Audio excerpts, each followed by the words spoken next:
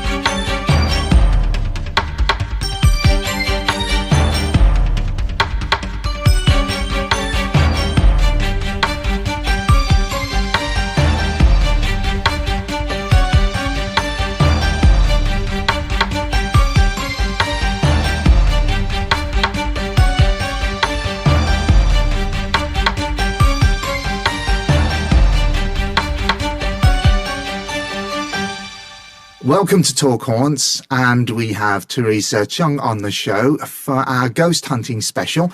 We're so pleased to have you on, Theresa. You are a prolific author, and you've published books on, just to name a few subjects, dreams, angels, hauntings. You have your own podcast, which is White Shores, and you are also on This Morning. You are their resident spiritual expert and general fountain of knowledge on all things otherworldly. You've also you've also got a new book out called Haunted World, 101 Ghostly Places and Encounters. Could you tell us a little bit about the book and how it came about? Oh, well, first of all, thank you for inviting me. Your podcast is just so engaging and making basically, the reason I wrote this book was to try and mainstream the concept of ghosts, discussion about ghosts, and that's exactly what Haunted UK does. It's kind of mainstreaming it and making it part of the conversation, because I think so often it's shrouded in fear, and that fear sort of blocks our understanding of it. Because my approach in Haunted World was basically say, look, this is part of the human experience. Since the beginning of time, there have been reports of ghosts and hauntings, and however much skeptics try to debunk, ghosts aren't going anywhere. So I want to understand our love-hate affair with ghosts better, and so I decided to write Haunted World. Really, I mean, it wasn't one of my hardest writes, because really I just looked what's out there and gathered together 101 stories of hauntings that have kind of gripped imagination in whatever country they are. Yeah. It is predominantly UK based and US, because that's where the book's going to be distributed. So it's not that the rest of the world isn't any less haunted. It's simply because this is where the book's coming out. So I gathered them together, used my decades of research and experience, because like you, I've had so many people send me stories, which I call witness statements, and put them into 4 different categories, just to sort of introduce people to this and kind of, in a way, take the fear out of it as well, so that you can discuss the story behind the haunting. But in the introduction, I wanted to state my case of where I am at now. Is there proof that ghosts are real? And I work with scientists and neuroscientists researching consciousness. So I hope what I say there has some validity, or at least gives people pause for thought. And then in the end, I give some advice that if you want to go on a ghost hunt, the do's and the don'ts and what to look out for. And then it ends as every book or podcast about haunting would, with a great big question mark. We simply don't know, do we? We don't. Right. Yeah. I mean, I absolutely loved the book. Really did. I love what you say is taking the fear out of it. And there's a bit at the end that I love when you talk about the dark. Not being afraid of the dark and getting used to the dark and embracing it and transforming fear into excitement. And I found that quite empowering, to be honest. Thank you so much, because I did, in a way, when I've been talking about this book, it is a kind of a marriage of the paranormal and spirituality and personal growth, because that's all the other books I write about. I write about intuition, spiritual awakening, those kind of things. And I think when you are comfortable alone in the dark, right, when you are comfortable alone, first of all, and then in the darkness, you really grow as a human being, because you are comfortable with all aspects of yourself, both the positive and the negative. And for a lot of us, that's the very last thing we want, to be left alone in the darkness. We're terrified. But what we're actually terrified, first of all, is what's within us. Yeah. And our fears and our imagination, and the untapped potential within us. And I think we kind of externalize that fear with ghosts, with the idea of ghosts. Again, in some ways that's wrong, because the fears are within. You get a handle on your fear, and then you can really be a field investigator in this area, because you can look at it really objectively. And what I'm saying is that I'm not dissing the idea of ghosts completely. I'm just saying in the great majority of cases, it is the power of suggestion. There are logical reasons, but there's that tantalizing tiny percent, which I'm sure you both are in love with as well, where there is no possible explanation. And that's where I think the future of paranormal research is. It's just, it's drilling down on these tiny cases where what is going on?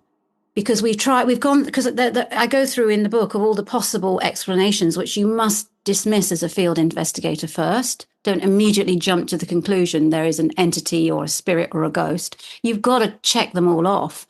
And I've been on field investigations. That's what they prefer to call themselves, field investigators rather than ghost hunters. And it's fascinating, the logical way they approach it. But in about 10% of cases, they often come to the conclusion that there's some presence, there's something unexplained, and then they will tell the people that they're working with about it and try and help that ghost or spirit find peace in a way. Yeah. Because a lot of them, when there is a haunting, stories of a haunting, it's because some consciousness that may have survived bodily death is not at peace yet. So we actually can help them. But I mean, this all goes down again to a matter of belief. You either believe in the possibility of life or death after death, or you don't. And what I found when I was doing big studies of this is that the power of belief is the number one determining factor for experiencing a haunting. But that's not necessarily a bad thing, because what it shows then is that the power of our thoughts are magical. Of course. That we really, in some ways, can create our own reality. Sorry, I'm rambling a bit here, but no. Have you heard of the Philip experiments in the 70s? Yes. Yeah. But I find it's just as fascinating, the fact that a group of people can collectively create something that causes disturbances. I think that's just as mysterious as the possibility of there being life after death. Yeah, it's that power of manifestation, I suppose, of a collective group of people being able to bring something like that into our world, our dimension, if you like. But it's exciting, and if we can do that, we can also bring positive things into the world. It's a choice. I try and drill down on the book on the power of it's all about our personal choice. Yeah, sure. Evil entities, if they are real, can only come in like the vampire if you open the door when they knock. You invite them in. They can't come in uninvited. And that's easy to say because we all sometimes feel very low and, experience pain and grief, and we are very vulnerable then. And more susceptible to these kind of hauntings and experiences. And I found in the demon section that that's especially the case. There's often extreme trauma involved. Right. When people, and I spoke to one of the world's leading exorcists, who's actually a practicing psychiatrist, but firmly believes in the power of exorcism to help and heal people. Dr. Richard Gallagher, he's called. demon foes. He wrote a book called Demon Foes. And, you know, he comes across as, this is a Yale certified psychiatrist. That is fascinating. Who also firmly believes that sometimes an evil entity can latch onto someone. It was interesting when I talked with him, we had quite a lively debate, because I was saying I think it's the evil within that you're allowing to take control. And there's this constant debate, isn't it? Is it something external to you or is it internal? Yeah, similar to poltergeist activity, I suppose, is that, you know, is poltergeist activity in the actual building, say, itself, or is it a person that's generating that energy, generating that entity, and releasing that poltergeist into the immediate environment that they're in? So that that it's very, very interesting. It is very interesting. Absolutely, the living, you know, have the psychic abilities of the living, you know, and interesting, because the foreword to my book is by Lloyd Auerbach, Professor Paranormal. He's known in the States. He's been around since the original Ghostbuster movies, because he was actually doing ghost investigations, and then the media found out, and he became kind of a legendary in this area. Really? And I've known him for many years. He runs courses at the Rhine Research Center on psychic abilities, mediumship. Okay. He actually very much leans towards that the majority, almost all hauntings, are caused by psychic ability of the living. Okay. That they don't understand. And he actually gets frustrated that there isn't more research into psychic abilities of humans, which more and more studies are showing, if we believe they're there, than in actual possibility of ghosts.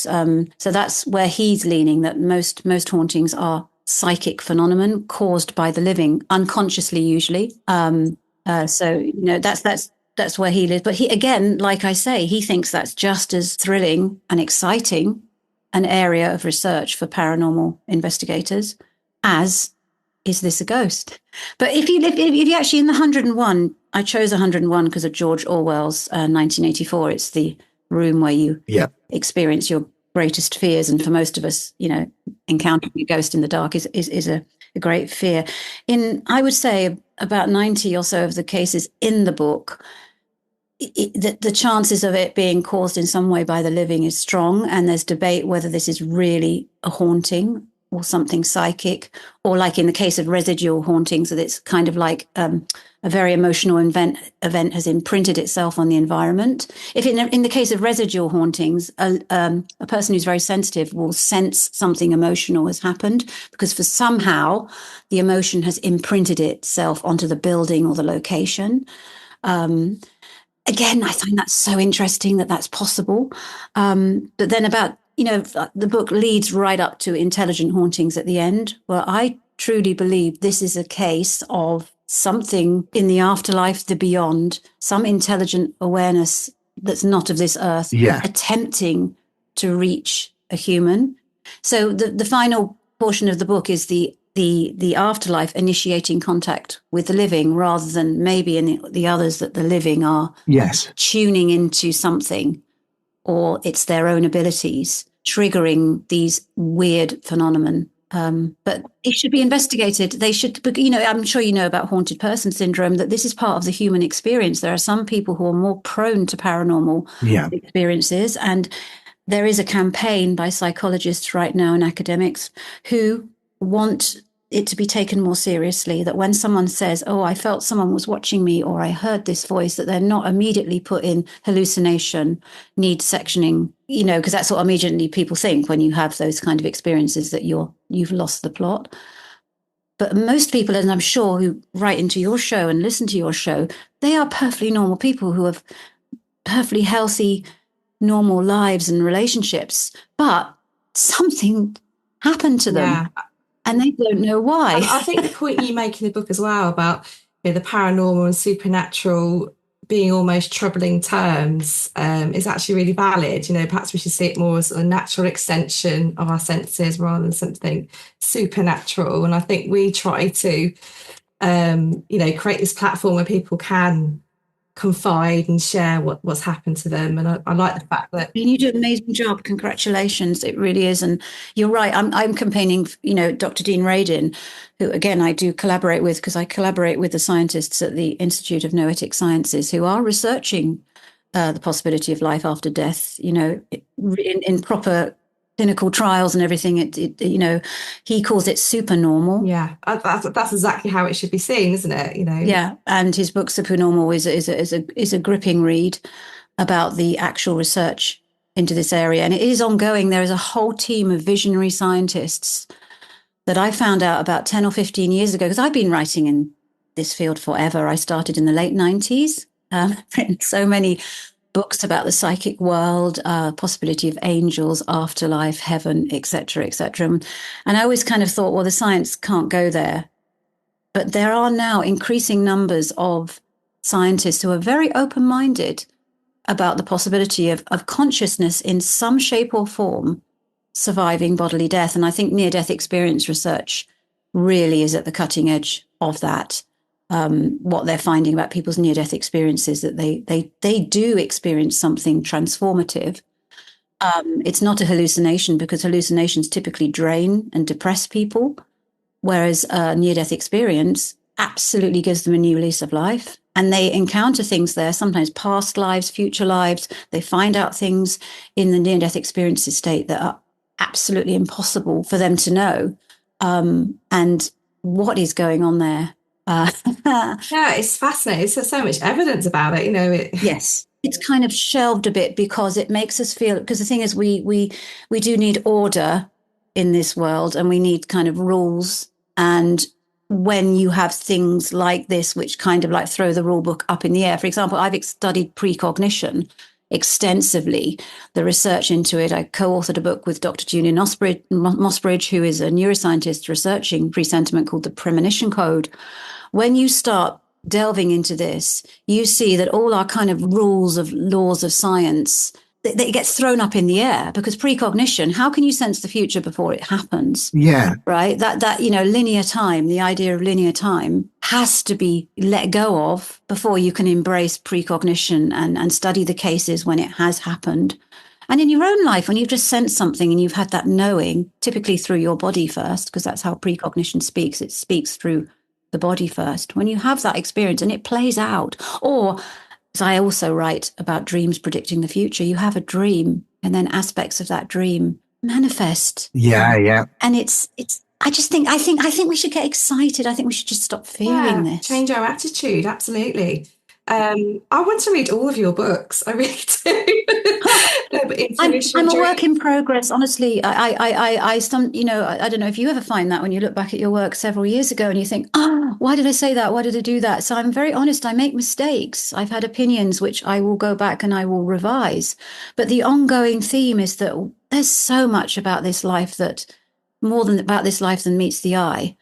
And I explore all different aspects. I think people get frustrated with me because they want to put me in the angel lady box or the dream lady, because I've done about 25 national. Yeah. And then I go and write suddenly about ghosts and they're like thinking, whiplash. But I think it's all connected. Absolutely. Everything connected. And it's very possible to write about angels and demons, just as there's night and there's day. It's a part of the human experience. And that's what I grew up in a family of traveling spiritualists and psychics. That's what I was seeped in when I grew up, and I lived that life, and then had the stunning opportunity to read religion at King's College, Cambridge, where I was given the other side, the skeptical, the academic rigor. So I basically, my books are my attempt to try and understand and balance the intuitive and the rational. Yeah, so you've got huge experience of both sides. Come with me, because I've had some. I talk in the Haunted World. I share another experience I've had. I've had many paranormal experiences, but what I'm saying is I'm not special. I would never call myself a psychic or a medium. I think we all are. But what we don't have is belief in those abilities. I think there's no difference between being psychic and having absolute self-love and self-belief. I could not agree more. We've had so many stories come into this show of listeners who have... It's very interesting that you mentioned precognitive dreams, who have had these experiences, and one I was actually a part of, Theresa. It was when I was a young teenager, and I was staying at a friend's house, and throughout the day, I think we went and played golf, and then we had a curry on the evening, which his stepfather cooked. And then, we went up to bed. In the middle of the night, he literally just shot up in bed, and there was this strange, horrific look on his face. And it was like, what's the matter? What's wrong? And he said he was dreaming that we were playing golf. We were hitting golf balls on our high school field. And we heard this clinking noise, or he heard this clinking noise of a golf ball striking metal. And he looked up, and there was a huge ship floating on the grass right in front of him. And then it tipped over sideways. And I kid you not, just over 2 weeks later, it was the Zeebrugge ferry disaster. Yeah. Reports like that come into me and are widely reported. In any other area of our lives, this would be treated as a witness statement, and it is data. It is data about what the human mind, the human consciousness is capable of. And just repressing and denying it because you can't explain it or understand it is idiotic. Just because you can't understand something or it doesn't make sense doesn't mean to say you have to say nonsense, fraud. Yeah, it also doesn't mean that it's not real either, Theresa. It's real to the person that it happens to. Exactly. And I'm sure you've had this as well. People have experienced afterlife signs that have given them comfort beyond anything that they know. Yes. And it has helped reassure them that death ends a life, not a relationship. Yeah, I mean, we have desperately tried on this show to create a platform where people aren't ridiculed for these kinds of experiences, whether they are witnesses of apparitions or poltergeist activity, again, precognitive You're dreams. doing it, and please keep on doing it. I mean, the book is really saying, that encouraging more and more people to become citizen parapsychologists, really, and to keep a record of what's happening, because that's proof. Yeah. So going into that, sorry, Theresa, going into that method of proof, I recently went on a ghost hunt at Dudley Castle. Ooh. And this was something really fascinating that is in the book. I'm just wondering if you could elaborate on it for us. So could you tell us why you should not go on a ghost hunt on a full moon? And if you have any other tips for all of the listeners, really, because we have so many that will message in and just say, oh my God, I'm going to go and visit a haunted graveyard. What should I be doing? So your advice will be brilliant. First of all, safety first, please, and go with someone you trust, preferably someone who's a bit skeptical, actually, because that can help provide much needed balance. So you don't, your imagination doesn't run riot. If you are someone who knows you're very susceptible and very impressionable, please take someone with you. I would suggest not going on a full moon because of all the associations around the full moon with werewolves. Again, and this is actually interesting. I'm just going to say, I've been involved in research about the phases of the moon. Yeah. And when we are most likely to be intuitive and to connect to something otherworldly, do you know what phase of the moon it is? It's the waning moon. It's not the full moon, because consistently we had people sending in their paranormal experiences to our website, the Premonition Code website. And this was over 4 or 5 years. Consistently, it was the waning moon where not only did we get more messages, but secondly, the premonitions played out in some shape or form. So that's interesting. So go on a waning moon to increase your chances of... Brilliant. Check the moon phase. I did not know that. Yeah, waning moon is the best phase to be a ghost hunter. I'm annoyed because the research came out when I'd completed this book, so I wasn't able to add that in because we were waiting for everything to collate it, and it's published in the Journal of Anomalous something or other. But yeah, that's a really good tip. Don't wear perfume because... I'm intrigued by that one. Why is that? Well, we're 70% water, aren't we? And the moon rules the tides. And there's this whole movement towards lunar living, which I'm sure you're aware of being in tune with the phases of the moon. Because in ancient times we were. I've done a lot of research in this area, and I find it very interesting that being aware of what moon phase it in. So if you are wanting to build your psychic abilities and everything, do all the research and the groundwork and the other 3 moon phases, but save your practical work, your ghost hunting, for the waning moon. That is fascinating. Absolutely fascinating. That's my biggest tip for ghost hunting. But safety first. Please take your personal ID with you. Make sure that you're not invading someone's privacy, that the location is somewhere that you can go. All these common sense things. I think you do need to bring a hefty dose of common sense to your ghost hunting. Yeah. And have your phone recording and running all the time, because sometimes you can miss things. And then when you play them back, I actually had them with one of the people actually contributed this book, Yorkshire Ghost Guy, Andrew Pollard. I'm going to give him a shout to him at Rufford Abbey. And often he's very keen on EVP, electronic voice, recording that. And he kept it running, and at the time didn't hear anything. But when he played it back, you can hear something very relevant to the investigation he was doing. So please, keep your devices running, because sometimes, in the moment you don't capture it. It's quite tedious. I mean, being a field investigator, I'm going to use that term because Lloyd has told me to stop using the term ghost hunter. He gets frustrated. He said, "You are a field investigator." Just keep a record, and it can be quite tedious. You have to do your research. You have to sit and look through tapes. You have to study, reflect. It's not just in the moment. Ghost hunting, so much of ghost hunting, I'm sure, when you've been on, is after the event. Yeah, or there will be nothing at all that happens, and you are in an environment where so many people have experienced something, but you're going to get nothing. But it's those unexpected moments. Yeah, but it's those unexpected moments where something does happen. Yes. And fully agree with what you're saying there, Theresa. You do need to keep, again, these devices running, because you will miss things. There's no point saying, "Oh, this happened to me." The thing is, I love it when people write to me and said, "Oh, I had a dream, and then 3 days later, this person texted me," or whatever. Or, I sensed someone was going to pass and they did. And I said, "Well, did you write it down? I need a time and a date stamp." That's one thing I've learned with scientists. Yeah. There's no point after the event, hearsay. Yeah. Think of it like that.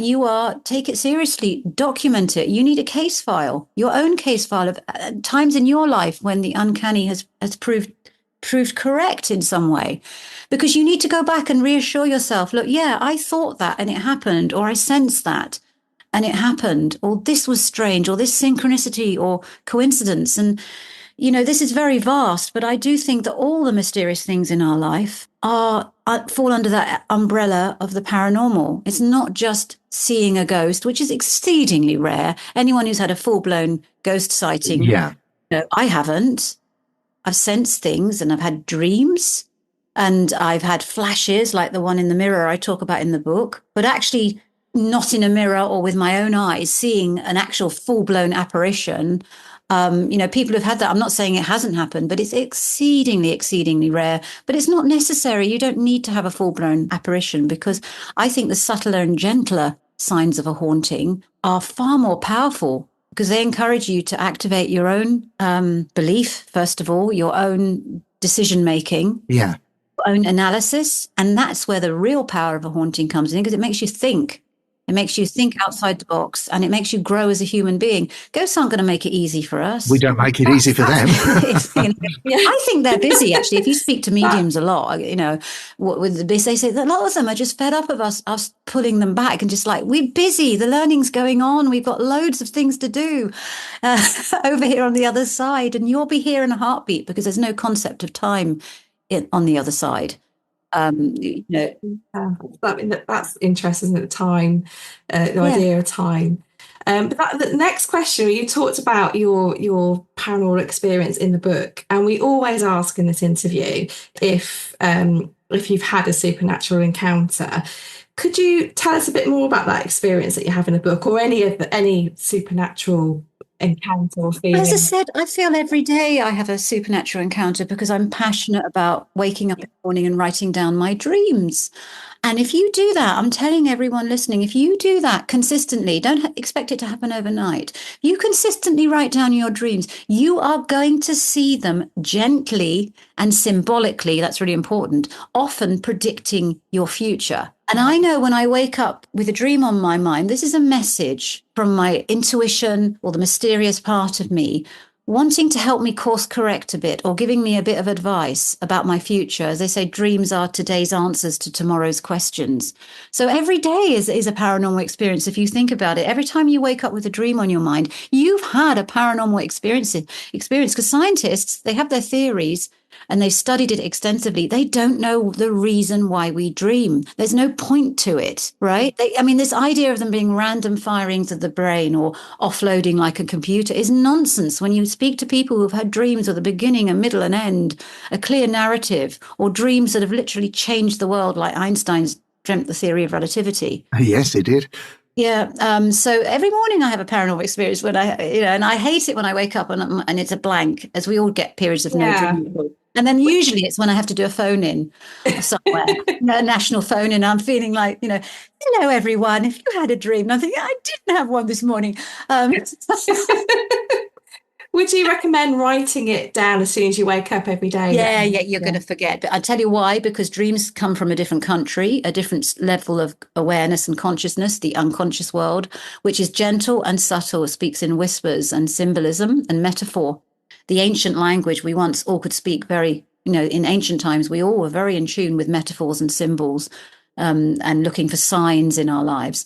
But as soon as we wake up and our brain goes through the stages of awakeness, we immediately, conscious mind takes over, and that's ego, logic, and reason. And think about the things that are typically missing in your dreams is ego, logic, and reason, because you're in a different state of consciousness. Yeah. When you're awake, ego, logic, and reason are always going to beat down the voice of intuition. Intuition doesn't really have a chance when we're awake because we need to be practical. However, in the world of dreams, ego, logic, and reason doesn't stand a chance. So there is that balance. So, if you don't write them down as soon as you wake up, when they're on your mind, they are likely to disappear immediately. Yeah. And that's such a treasure trove. It could be a novel. Yeah. Stephen King uses his dreams for his great novels, his great fiction. You can see that, can't you? I believe Misery was a dream. He dreamt he was trapped in. Really? Yeah. When she bashed the writer, when she. Yeah, it's one of my favourite books. You can tell with Stephen King. Incredible, imaginative mind. Christopher Nolan. He openly acknowledges that his dreams are the source of his creativity. You've only got to look at Inception for that. Oh God, yeah. all of his work, really. It's very influenced. And the wonderful thing about dreams is you're in a state of consciousness where you can make connections between anything, and logic won't come in and say, no, that's not possible. And that's how humanity pushes forward, when you're able to connect one thing with something totally unrelated and have a leap of faith forward. And unfortunately, in the waking state, we often can't do that. They call it brainstorming. That's the sort of like worky term for it. Yeah. But when you brainstorm, you're kind of daydreaming. You're kind of going into a semi-dream state to try and get some idea. But to actually, if you have a problem or you want to know how to move forward in your life, I highly recommend not sleeping on it. It's actually dreaming on it. Because when you fall asleep, you dream, even if you don't remember them. Brain scans show you dream 5 or 6 times each night. And if you do wake up in the morning with a eureka moment thinking, I've got it, I know the answer, thank your dreams. They've done the work in the imaginative unconscious state. Do you think, Theresa, that also has something to do with why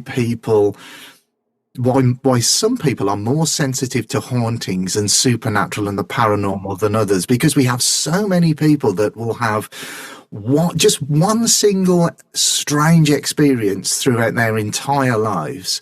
If they're up to 70 years old and they have had a very, very profound experience, but it only ever happened once. Yet other people seem to be magnets for this kind of stuff, to be attracted to them. So do you think that aspect of the dream state is somehow connected to why some people are more sensitive to picking up on these things than others? Oh, absolutely. If you take your dreams seriously and you don't just dismiss them as nonsense, what you're doing then is you're telling yourself you're open to these experiences, and you're open to them proving to you, that there is a paranormal aspect in life, something mysterious, and you're open to it. And the more you open yourself to it and start listening to it, of course, like seeks like. That's basic manifesting 101. Yeah. The more you start investigating the possibility of ghosts and hauntings, or recording your dreams, paying attention to synchronicities and signs, we all have this in our lives. Yeah. The more you stop saying that's nonsense, and that's all basically, if you are in that phase when you're thinking, oh, second guessing, it's not real, it's fear. What are you frightened of? Are you frightened of your inner power being able to guide you in the right direction? Because that's basically what you're saying. I'm frightened of my own abilities. There's nothing to lose, is there, really? Everything to gain. Yeah, you've got nothing to lose and everything to gain. As long as you're sensible, you keep your common sense hat on. Obviously, if you have a really crazy dream, don't go and act it out. It's because dreams speak in symbols. And the same with your hunches. The only way really to know if a hunch you have is correct is after the event, sadly. That's why, again, I go to the importance of writing it down, because then you can maybe see a pattern. Why did that hunch play out? What was I doing in my life? What did I eat? What did I drink? What did I think of? What situation was I in? And then you can actually start being, again, like a field investigator, the ideal nurturing environment for you to be more psychic, to be more mediumistic, to be more intuitive. But you have to, when something does happen, you need to find out what was going on around the time, and then try and, do these things to increase the likelihood of it happening again and again. Because when you are psychic, in quotation marks, it's a wonderfully exciting way to live. Definitely. I could talk to you all day about dreams. I really could. It's quite fascinating. Coming back to the book, Theresa, quickly, because we know you've got to get away. You've got another commitment coming up soon. You break down hauntings into the 4 categories of residual, poltergeist, inhuman, and intelligent, I think it is. I'm going to put you on the spot here. If you could pick one story out of that entire book that fascinated you the most. It's like asking me to choose my favourite child. I can't. Which one would it be? Of course, I'm not to give away, but the one it's all building up to, number 101, is of course my favourite, because that's my readers' stories. And I'm saying that the most haunted place you'll ever be is yourself. Yeah. So I'm kind of gearing up mainly to that, I think, in the dream sections. But I love the residual haunting, actually, even though it starts first. And I kind of say, well, is this really a haunting? Because I'm a history buff as well. And I love all the stories about Hampton Court and how they found, this woman heard knocking in the late 19th century, and then eventually they all thought it was nonsense, and then they did some excavation and found 2 bodies, things like that, stories like that, because this was all written down, this was all recorded of what happened, and also places that you can actually go and visit, and they keep the spirit and the history and the magic alive when you go there. And there's no actual fear of hauntings in these places. And some of these locations actually embrace it, because it does bring tourists in, and it's kind of part of the narrative when they do the guided tour. I love that. That's what really gets me. I love the fact that some report of a haunting has just stood the test of time. We are coming to the end of the interview, and there are 2 questions that we always ask. The first is, do you have a spooky book or film recommendation for our listeners? Oh, I mean, I'm addicted to The Woman in Black, or the Daniel Radcliffe one. I find because I'm not scared easily, but that still scares me on the 10th viewing. I don't know why. There's something about The Woman in Black. Oh, definitely. Have you seen the stage version? Sorry, the stage version. Yes, I have. And Susan Hill, what a remarkable story. I like the others. There's that Nicole Kidman film. These are all a bit ancient. No, I love the others. You've probably got something more modern. Or give me, if you run through what you've watched, and I'll tell you what I enjoy. I'm trying to think. The Babadook. You ever watched that? No, I haven't. That's a really good one. There's I think I've spoke to you about this, Marie, there's a movie on Netflix, and it's I cannot remember what it's called, but it really gives a different picture to the afterlife. It's very, very strange, and it's literally about a cast of a psychic's hand that's been cast in like Love it. See, this is we do love to be thrilled. yeah. I'm saying I'm trying to remove the fear, but not too much, because fear just gets us out of our comfort zone. And So there's a purpose to fear. yeah, if you kind of shake this hand, it automatically puts you into a realm and you're looking at a dead person. And I can't remember the name of the movie, but it was absolutely fascinating. And it was one of those things that you're watching it and you're thinking, You know, I have a vague memory of that. My son Yeah. told me to watch. yeah, And it was a metaphor for drug use, I think, wasn't it? yes. Yeah. Very, very. And actually, I'm going to go really traditional now. Go on. And my all-time favorite, if you can get a really good representation of it, that I think every field investigator interested in the paranormal is, of course, the Christmas Carol. Oh, yes. It's the ultimate, and I think it set off the tradition of Christmas hauntings. And, you know, I mean, we love ghost stories around Christmas, and it's thanks to Charles Dickens, who was very interested in the paranormal. And the past, the present, and the future, we're all haunted. That's what I'm trying to make a point in Haunted World. We're all haunted by our own past, present, and possible futures. Yeah. And that is such, it does exactly what I wish if I was talented in fiction, I would love to write that, because it gives us the idea of ghosts, the possibility, but it also teaches us about life and a fulfilling life. And the reason for these experiences are all to teach us things. And I think connecting to yourself across time, again, abandoning that idea of linear time, is just so powerful, because I think our future selves are always watching us. I agree with you. And I think, like dreams, fiction is another gateway, isn't it? Because, as you say, we like to be thrilled, we like to be scared, we like to wonder. I'm attempting to write a paranormal thriller, but at the moment, it's just it's my you know, I've written so many books, but one day I want to come up with a really great paranormal thriller, but it's so hard. Yeah, do it. I would definitely be there to read it. It is hard. I'm already in my mind, you see, the power of the imagination, imagining who I want to cast, you know, but this is just possibility of dreaming. But hey, you've got to dream it first, haven't you? Absolutely. Steve, do you want to ask our crucial key question? I'll leave this one to you, Marie. You actually like asking this one. I think we know the answer in a way you have already answered it, but yes. But we always ask it. Theresa, do you think you've been haunted? Oh, yes. I'm haunted every second and every moment. I'm haunted right now. I'm going to be haunted by this interview when I listen to it back and when I go back in time to remember it. I think, yes, I have been haunted. I will, and I hope I will continue to be. We need to be haunted.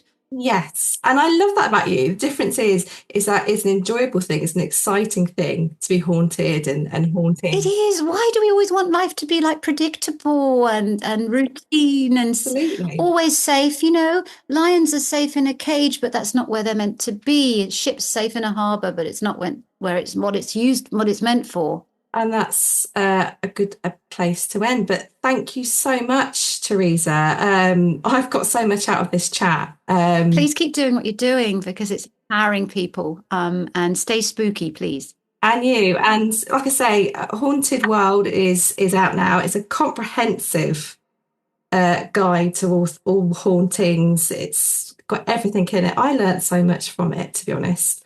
I think there was someone called Catherine Crowe, which I learned about from your book. She's a paranormal writer, wasn't she, in the Victorian era? Dickens got inspiration from her, yeah. And I was like, I need to find out about her. So I learned so much from it. But that is out.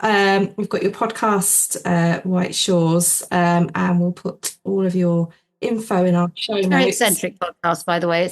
I mean, it's kind of like for Lord of the Rings fans, but well, it's, you know, we cannot wait. But I do. I talk to scientists and psychologists and neuroscientists, but it is inspired by White Shores, is the Undying Lands in Lord of the Rings. Oh, right. I didn't know that. It's when they sail off, you know, if you are a Lord of the Rings obsessive as I am, although I do not like Rings of Power, it's when they sail off to the land of the elves and the fairies, which of course is a metaphor for the afterlife. Ah, okay. White Shores, that's what it is, yeah. Okay. So check out White Shores. And where can we find you online, Theresa? What's the best? Oh, just type in my name. I should come up. I have a website, www.theresacheung.com. I'm on at the Theresa Cheung on Instagram, Facebook, and X as well. We would absolutely love you back on this show, Theresa, to go further and deeper into dreams, and also maybe have a conversation about the scientific element and the people that you work with, and that you can gain so much knowledge from, as far, in the scientific community. We would love to have you back on if that would, if you would give us the chance. I would be honoured. Thank you. And thank you. You've got a new subscriber now, so. Oh, fantastic. Theresa Cheung, thank you so much indeed. Thank you. Take care. Thank you.